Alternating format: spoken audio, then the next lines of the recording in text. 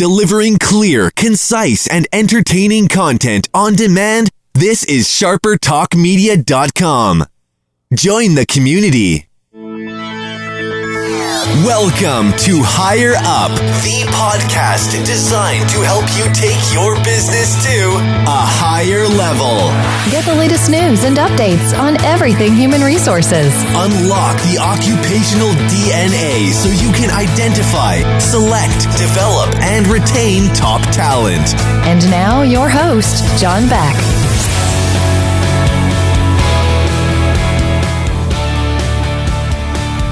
Well, hello everyone, and welcome to another episode of Higher Up, a podcast devoted to everything human resources and taking your business to a higher level. Well, I'm really excited about today's podcast and coming live from the south of France, and you heard it, my friends, from the south of France. We have a very, very special guest.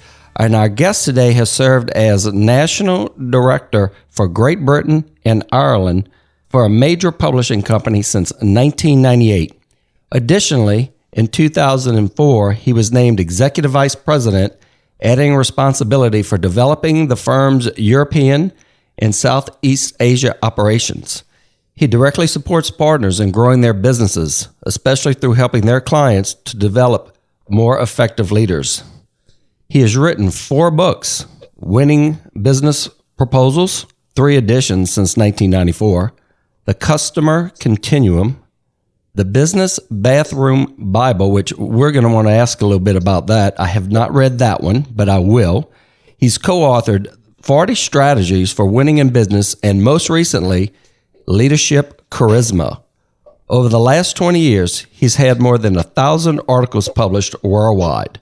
His real passion, however, is speaking, and there's nothing more he loves than speaking to large groups on subjects he's passionate about, such as leadership charisma, mindful leadership. I can attest to this personally, my friends, because over the last 18 years, he has inspired and mentored me, and I thank him for that. Today, I'd like to welcome to the show, Derek McCann. Hey, John. It's great to be aboard. Hey, glad to have you, Derek. Over the last 18 years, and I mean that, listening to you, being around you, your enthusiasm for what you do is contagious. Well, I've been blessed, John, to work around great people like yourself and then the other folks in the organizations that we've worked in. And that makes it easy to be enthusiastic. When you're doing something you love that's helping folks with people that you love, enthusiasm is it's just easy. So tell us a little bit about, usually you're in Ireland and today you're in the south of France. I mean, are we living the life or what? Tell me what's going on. Yeah, it does sound like I'm living the life. And you know what? Yeah, I am somewhat blessed. A number of years ago, we were talking about our retirement. I'm now in my mid-50s, and I guess we were in late 30s, sort of 40s, and we start doing some retirement planning. And we said, when we retire, we're going to buy a place in the south of France, and we're going to go chill. And Marie, my beloved, said, well, you know what? You really don't know what the future's going to bring. So why are we waiting until we're retirement age before we put this into place? So I couldn't see a fault in it. So about a dozen years ago, we bought this place, and now we hibernate at home in Ireland. But as soon as the sun starts to come out here in France, which is around April, it doesn't come out until about Tuesday afternoon, one Tuesday afternoon near the end of September in Ireland, but it's gone by Monday. And so as soon as it comes out here in April, we're out here for 6 months. So yeah, don't get me wrong. I'm not lying on the beach drinking pina coladas. I am working. Right. But you know what? Yeah, it is living the life. It is. And I tell you, I can envision you there. And I know you and Marie very well over the years. And I'm happy for you. And what a great plan. Enjoy it while you can, right? Yeah, you pass through once, and that it's just, and particularly you get to a certain age, and you start to notice people that lots of people have different lifespans. I mean, you could be gone by the time you're 55, so don't hang around. Don't have a bucket list. Empty the bucket. If something drops in that bucket, get it out of there, right? Get it out of there, absolutely. Yeah, for sure. Right. Well, today, we're going to talk about one of my favorite topics, and I've read the book, I've got the T-shirt, and that's leadership charisma. And I'm excited about this topic. It's something that I am passionate about as well. And it poses the question, are leaders born or made? Oh, that old chestnut. Yeah. I mean, if you had asked me that a couple of years ago, I'd have started off a conversation about nature and nurture and how some people, are born into the world with some kind of particular nature, which is nurtured in their home or around their parents or around the people they hang out with and so on and so forth. And I would have tended to suggest that the environment made them, but I can't use that line anymore because there's something, I think it's called epigenetics, that actually says now that, you can actually in your genes carry forward some behavioral characteristics from previous generations. So maybe some of them to some extent are born, but for the most part, right. Leaders are people who decide to step out front and do what it takes to make things happen. And they become a leader the moment somebody starts following them. So I think a leader is just somebody who steps out to the front and says, follow me. They become a real leader when people follow them. They become a great leader when people follow them to great results. And, I always say when I'm talking with organizations and clients that people work for managers, but they will follow and engage a leader. Do you agree with that? Oh, you're absolutely right. And in fact, that is the whole premise of the Charisma book. Let me tell you, I mean, the title of that book, Leadership Charisma, I mean, it's sexy as hell because there's no leader in this world who looks at the title of that and says, nah, I never wanted charisma. Right. We all want it. We'd all like to think that perhaps we have it. But it's interesting where it came from because we didn't start out to write anything about charisma.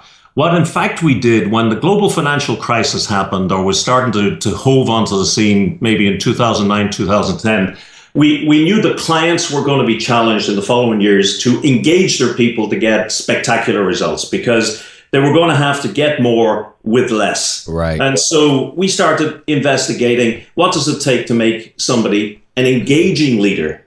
Okay. Mm-hmm. And what we found by accident was that all of the leaders who were notable for their ability to engage people to the extent that they got extraordinary results from them tended to be described by people as charismatic. And so we started to look and say, hey, shoot, there's something in this. Maybe what Gallup and others measure as engagement is what people since the Greeks several thousand years ago who coined the phrase charisma have been describing as charisma. And charisma was one of those sort of cop-out terms that people used to describe it when a leader had a quality they couldn't quite put their finger on that made people want to follow them. So I think you're absolutely on the money when you say managers manage processes and leaders get people engaged. Really, the difference between a manager and a leader is the ability to get other people excited about doing what needs to be done. So charisma, and I love that definition you just gave about charisma was that mystical trait that no one really could put their finger on. So they just said, hey, they've got charisma, right? And, yeah, exactly. And you know what it literally means? In the Greek, it means God-given gift. Wow. Its definition is God-given gift. So when they saw an orator or they saw a leader who was able to inspire people and they couldn't figure out what it was, they said he had charisma. It was just a shorthand way of saying he has some assemblage of qualities or competencies that must be a God-given gift because, look, he has an exceptional impact on people. But you know what? God gives equally to all. So if he gives it to one, he gives the potential to anybody to have the same gift, in my opinion. That's what informed our research. In the book, you talk about creating charismatic leaders persona. There's elements and attributes you in the book talk about that we can create and project that persona. That's actually something that can be created. Others around you can start to sense that. It's more sense that they directly experience it, because there's actually nothing mystical in it. And the nice thing about this, and it's important to, when you're talking about a topic that has the kind of has the kind of misused term like charisma in the title, it's important to mention that the research that informed the writing of this book, which was not done by me alone, it was done by the organization that I worked with, involved 400,000 people worldwide, feeding back on about 40,000 leaders and feeding back on what were the attributes that they observed in people that made them want to engage with them. And when we identified those things that some leaders did better than others that made people want to engage with them, we gave that set of behaviors a collective term. We called it leadership charisma. So leadership charisma is really just a collective term for a set of behaviors that anybody can learn to deploy when managing and leading people to get the best possible results from those people. Basically, the book is like a step-by-step program that takes you through. Yeah, absolutely. Absolutely. And that's the beauty. And I'll give you a few, well, in fact, I was going to say I'll give you a few examples. Let me give you two principles. Okay. And I think this is, for anybody who's listening to this, if they take nothing else away from the talk today, here are two things that are absolutely at the core of the extent to which you will engage or have a charismatic impact on people. Mm-hmm. And the first one is based around that age-old American acronym WIIFM. What's in it for me? Wow. Okay. And it's critically important to understand. Don't get me wrong, folks. Don't drive your car off the road when you hear this. But actually, nobody cares about the vision, the mission, or the objectives or goals of the organization. They really don't. What they care about is what's in it for them. And that's you and me and every other person in the world. 99% of our behavior is motivated by self-interest. That's why you better write your corporate objectives and goals around that, right? What's in it for the individual to get you there? Yeah, and what it means, John, is if I want to motivate you, I have to talk in terms of your interests. I have to show you some way that if you help me get what I want, I'll help you get what you want. And that means you have to know what is it they want. So that's the first principle. And WIFM is so critically important. If you as a leader do not know on an individual level what every one of your direct reports is trying to get from their job, from their career, from their life, well, then you're at a serious disadvantage in trying to motivate them. Because what motivates my 25-year-old son, which is enough money to go out on the beer this weekend, is different to what motivates me in my mid-50s. It's just chalk and cheese. So that's the first one. And that's the first principle. You got to know what it is people want. In all the episodes we've done so far, that one point that you just made probably has been one of the strongest points in all of our shows. That's something that you could take back right now. If you are a leader, if you are managing, no matter what level in the organization you are, if you know what your direct reports, your employees, the people you work with, what they're wanting on a professional level, what they're wanting on a life level, and if you can make the efforts to help people get there, wow, what an impact you're having on them personally, which then in turn will impact you and your organization. That's exactly right. Because you think of it, you have to know, what are they really good at? What could they use help at? What do they like to do?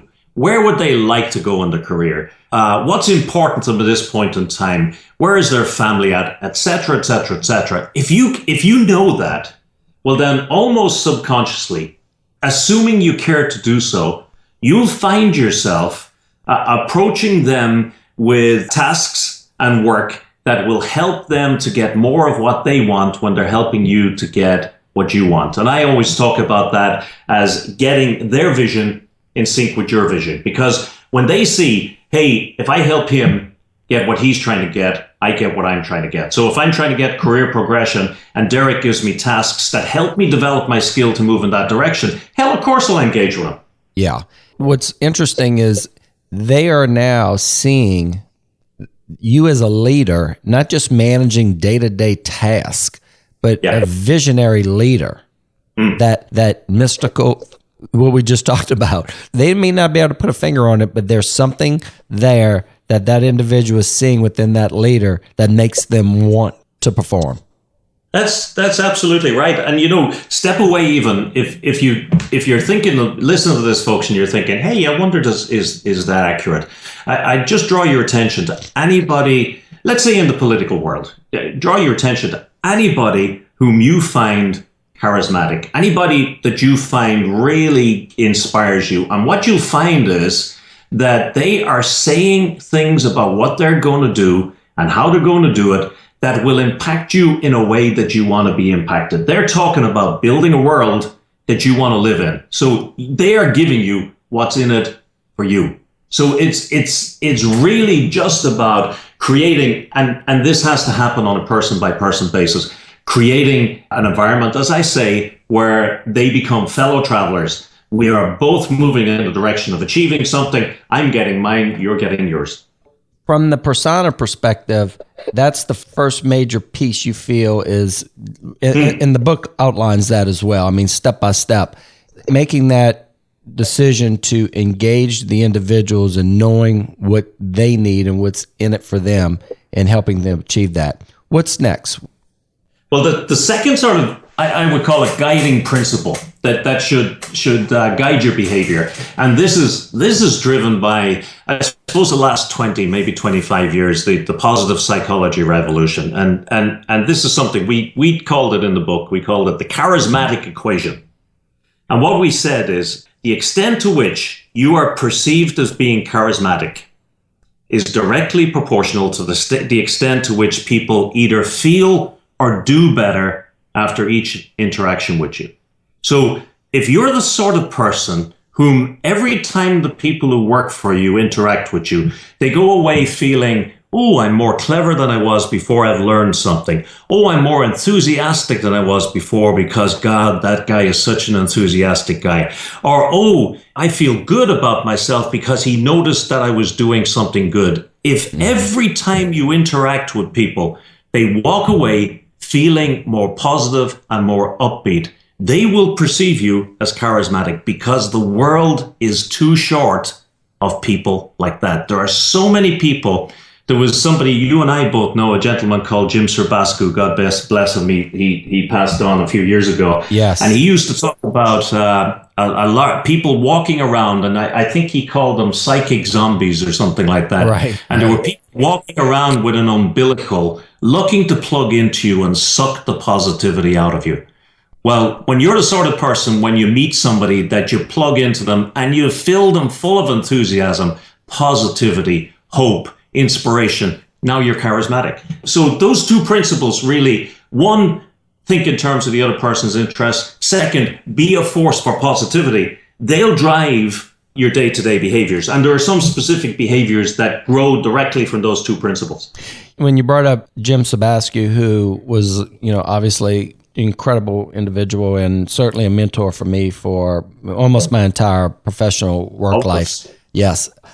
I didn't have the opportunity to engage with him on a regular basis as you did, but I certainly did on a monthly basis and again, would really spend some good quality time with him. I can remember when I would listen to him talk, and it didn't matter if we were in front of 1,000 people, 500 people, or one-on-one. When I left, when I got up and he gave me that bear hug and he would squeeze the living daylights out of you, he really would. And he would give you this great giant hug and tell you, and he would always whisper something to you. He always had this way of putting a little message in your ear, and it was direct to you. My charisma tank, if you will, filled. And I was ready to go for the next, I could run on that. He could energize me for the next 12 months. Easy. Yep. Just that 20-minute, 30-minute interaction or whatever the indication was. And in reading the book and going through the leadership charisma process, people can achieve that type of result to be this type of leader. Yeah, absolutely. Well, let me give you an example. And let me give you an example that comes from the stats. when we did the research, imagine 400,000 people to feedback on 70 variables of the 40,000 leaders who work for them worldwide, a huge big study. And you're kind of looking at the end of that, you're hoping that you're going to get something that kind of has the mystery of, I don't know, the Coca-Cola formula or something that's really, really secret. Right. And the stats come out the first time, and Scott Hamilton, whom I know has been one of your guests who did the analysis, calls up and he says, Derek, gee, I think you're going to be disappointed. I'm afraid, Derek, that 40% of what makes leaders charismatic to others is their preparedness to listen to them. Sorry about that, buddy. I know you were looking for something better. You listen to that, and to be honest, first time I heard that, I thought, darn, I was really looking for something kind of, I don't know, more complicated and so on. Right. But you know, you talk in terms of making somebody feel better or feel positive, that charismatic equation. You know when somebody really listens to you, but not just sits there passively listens, but actually probes you for your opinions, your thoughts, your ideas, how you do things. How good does that feel? How big do you feel walking away from that? How valuable do you feel? That just learning to listen and learning to listen properly. And it's not as easy as all the books would give you to believe. But just learning to do that gets you 40% of the way to being a charismatic and engaging leader. It should be easy. But the reason, again, is because that pushes that positivity button. Because when somebody listens to us, they say, you are valuable. What you think is valuable. I think you are worth my time. What great information we're sharing here today. I'm so impressed with the topic. We're really dropping nuggets. Well, I say you, Derek, are dropping nuggets all over the ground. And I hope that our listeners are enjoying it. It's great information. I've been in situations where, someone who we also know real well and was a co-author in the book, Bud Haney, would walk into a room. Before he opens his mouth, when he would walk into a room, you felt that presence. Why is that? Yeah. I had employees with me who've never met him before. Couldn't have picked him out, but when he walked into the room, I would get a tap on the arm and they would say, who's that? Who's this guy? Yeah. And there's a complex mix of things going on, but one of them, first off, and I'll tell you how they sort of show themselves, and this is the sort of impact that people have upon you. The first one is kind of energy and enthusiasm. If when somebody walks into a room, and they can, by the way, John, they can walk into a room quite quietly and without making an awful lot of noise. But if their underlying demeanor, if they're informed by a genuine internal fire, enthusiasm, energy for what they are, what they're doing in that room, well, then that shows out through the look on their face, through the way they smile. There's a twinkle in their eye, through the way they walk, through the way they carry themselves. And so people who are full of energy and enthusiasm for what they're doing and are really turned on by what they're doing, they make an impact the moment they walk into the room. And it's all nonverbal signals. We pick up on that.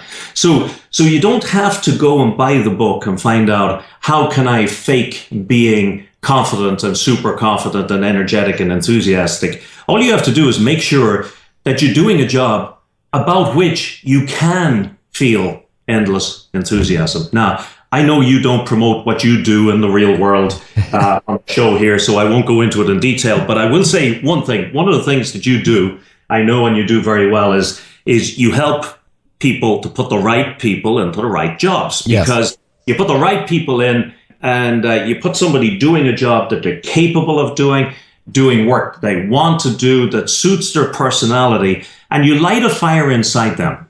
And you put that person who really feels they're in the right place doing the right things, and you put them with a great leader, and they become really enthusiastic and fired up, and they cannot hide that inside them. Just like if somebody comes into a room and they're depressed and they're down and they look like their dog has just been run over by a car, you can see it on them immediately, even if they got a smile pasted on their face. Right. Similarly, you get somebody who's fired up like that, who's doing something that they passionately believe is right for them, and that glows out through their skin. So if you want to be a charismatic leader, you really, honestly, you have to be doing something you love. You cannot exude that love and that passion without being in the right job. I've never told you this, but back in 1998, I was sitting in a training room with the publishing company that we work with, and I'm getting ready to go into, and I'm not sure, I think it was about, I want to say selling or marketing. I don't remember the exact title. This was almost 18 years ago. Individual walks into the room. I look over my shoulder, partners with my brother at the time, Bradley, and I tapped my brother on the shoulder and I said, that guy right there, he must be the keynote today. And that was Derek McCain. because I could tell when you walked in, you had a bounce in your step. And 18 years later, I think you have a bigger bounce in your step. You know, Irish people. If you give us a podium and an opportunity to speak to people, we are just all over that. Give an Irish person an opportunity to talk. You don't even have to pay him. He'll be walking tall from that. But that's that emotional contagion. That it's called emotional contagion. It's the reason why big mobs can turn really, really nasty and vicious on a dime, because one or two people become really negative or really angry or really bitter, and it spreads like a virus through a crowd. But similarly, the boss walks in the morning, and if he or she has got that confident air about them, has got an enthusiasm and a sprightly step, and obviously wants to be there, that spreads through the office as well. You can never underestimate the power just of being in the right place, doing the right thing. And if you're driving, listening to this, and you're doing a job you hate, well, then do yourself a favor and find one that you can feel more enthusiastic about, because it'll bring out your better self without you ever trying. You know, obviously I've read the book and I'm very familiar with the concept and process. And not only do I practice these steps in my professional work life, but they become natural if I'm with friends or if I'm in my personal life.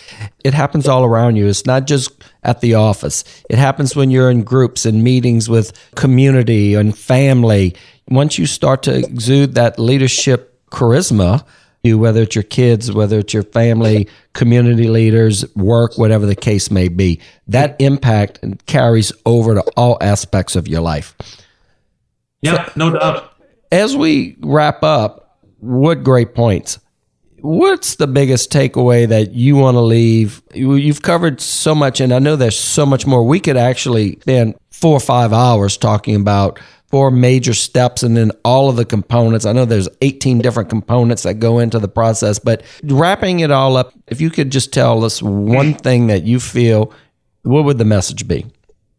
Yeah. Okay. Well. Let me give you 2. I'm sorry, John. I'm going to give you 2. Even though you have one. I'll give you the first one really quick. The one I mentioned earlier. Statistically, people are turned on by you listening. 40%. So if you're raising your kids to learn any sort of communication skills or to prepare them for life, teach them how to listen. Teach them how to listen actively and so on and so forth, because that's 40% of the way towards charisma. But let me give you the single most underutilized source of inspiration, and that is belief in the people that work for you. And I don't mean just a passive belief. Knowing the people that work for you so well, knowing what they're really, really strong at, knowing the areas where they might need a little bit of assistance, and figuring out where would they excel, and then helping them to identify those areas where they might excel. And I have a boss that we both shared with over the years, or worked with over the years in various different positions. And he used to call me every so often, and he'd basically say, Derek, you do a really great job there. I like what you've done with this. And the reason I say that is, and he give me lots of evidence for the things that he recognizes being good results. And then he'd say, but you know what? In this particular area, for example, in the area of, or in terms of maybe the sales into Southeast Asia, I think you can do better. And the reason I think you can do better is I've seen you do this with Europe, and I've seen you do this with Ireland, and I've seen you do this with the United Kingdom. And he would just set that bar just barely out of reach. Right. And he would basically give me this reputation and say, this time next year, I have no problem seeing you romping all over Asia exactly the same way as you did in Europe. And in that moment, what he did was really, really clever piece of psychology, whether it was conscious on his part or not. He raised the bar and he gave me what Dale Carnegie back in the day would have called, he gave me a high reputation to live up to. He told me that I was going to be highly successful in Asia. And so what did I do? I just worked my tail off until I was. So what you do, it's not that you're any more capable. It's not that there's anything you couldn't do before. It's the power of somebody else's belief, particularly a leader's whom you respect, in helping you to persist and to stretch to goals that you otherwise wouldn't have thought you were capable of. And you know what, John? On the day that you hit that goal that he knew you were capable of, but you didn't, that person is engaging and charismatic, because next time they speak, you'll listen to them. And all you have to do that with your people is know what are they good at and paint a vision for them of how they could be better. Man, fantastic takeaways. Derek, let's share with the group a little bit about where can they get the book? Is it available on Amazon? Yes, it is available on Amazon. And in fact, John, I don't know how folks actually contact you, but a short while ago, the book's been out for a couple of years ago, and a short while ago, I decided that I was going to make it available pretty much to anybody at pretty much no cost. And I can send you, or not pretty much no cost, at absolutely no cost. What I'll do is I'll send you a link that you can put up for your listeners, and they'll get the book mailed to them chapter by chapter, week by week, over a period of, 15 or 16 weeks, I think it is. And each week a chapter will drop in.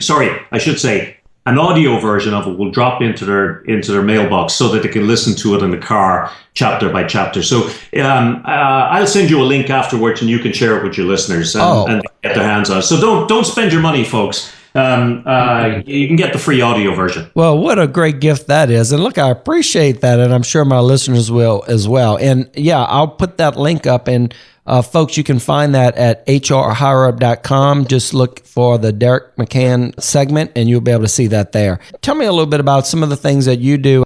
How can someone get in touch with you directly? I don't mind putting it out there. If someone says, hey, I want to find out more about Derek and what he does, because I know you've published thousands of articles worldwide on literally every major topic from leadership to sales. Tell the listeners, where can they get more of this good stuff? Well, for the day job, for the company I work for, I'm basically a cheerleader. I actually have a title of vice president or executive vice president international, and I'm essentially a kind of a sales cheerleader, supporting people across 24, 25 countries to reach the numbers. But if as I said previously, what really my passion is speaking. My passion is speaking to groups. And right. if you want somebody talking about mindful leadership or leadership charisma or engaging people or inspiration, you can reach my site at www.deiric.com. It's a strange way of spelling Derek, but there you go. Okay. And that'll drop you into it, and you can reach me there. And give me an opportunity to talk. You'll be a friend for life. And what I'll do is I'll also put that link directly on our content page for this podcast, because we'll have show notes, folks, and content. Well, there you have it, folks. Derek McCann live from south of France. What time is it there now? What time is it? It is 16:54. It's getting, as you guys would say, to cocktail hour. I was about to say we're going to crack open a bottle of Chardonnay or a little afternoon wine, possibly. Yeah. Well, look, thank you so much for being on the show, Derek. And we're going to want to have you back and discuss. I really want to get into some of the other books that you've written and some of the other topics that you're passionate about. But thank you so much, and we really, really enjoyed having you today. Great. Entirely my pleasure. Take care, John. Have a good one. Thank you, Derek. And there you have it, folks. You've been listening to Higher Up with John Beck, devoted to everything human resources and taking your organization to a higher level.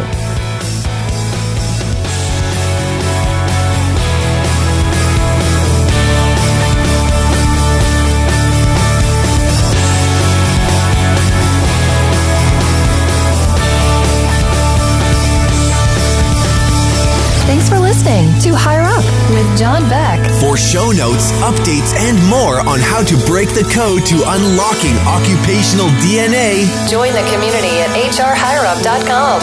and take your business to a higher level.